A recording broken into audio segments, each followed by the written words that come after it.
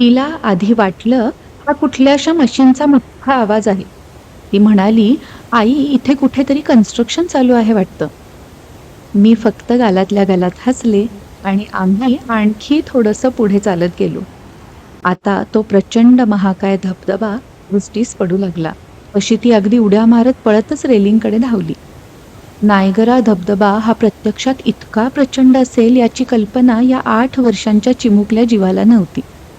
जरी तिने तिथे जाण्यापूर्वी नायगरा धबधब्याचे अनेक व्हिडिओज, फोटोज पाहिले होते, तरीही व्हर्च्युअली पाहणं आणि याची देही याची डोळा प्रत्यक्ष अनुभवणं वेगळंच असतं.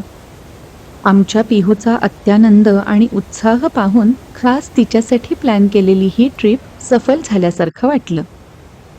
वाहताना पाणी म्हणून वाहत असलेली नायगरा नदी धबधबा बनून कोसळताना दुधाचा पाऊस बनून कोसळते आहे असं चित्र समोर उभं राहतं आणि हे निसर्गाचं सौंदर्य भान हरपवून टाकतं.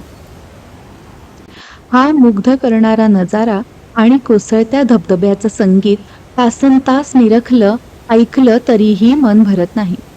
ह्या परिसरात शांतपणे बसून राहणं म्हणजे ध्यानस्थ होणं. कॅनडा आणि USA सीमारेषेवर असलेलं हे ठिकाण. आमची ही नायगराची दुसरी ट्रिप.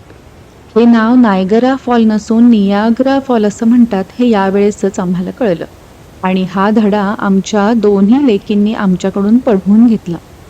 असू देत, आमच्या मराठीत नायगराच असतं आणि फॉल नाही तर धबधबा असं म्हणत आम्ही काही आमचा बाणा सोडला नाही.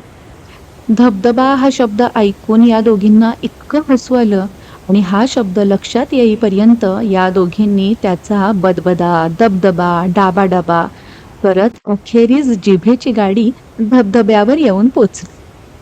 अशा गोड गोड गप्पा गोष्टी करत आम्ही 3 दिवस 2 रात्री नायगरामध्ये राहिलो. फिरलो. आमची नायगराची ही दुसरी वारी, पण आमच्या पिहूसाठी पहिलीच. जीवाची मुंबई करतात तसा आम्ही जीवाचा नायगरा केला असं म्हणायला हरकत नाही.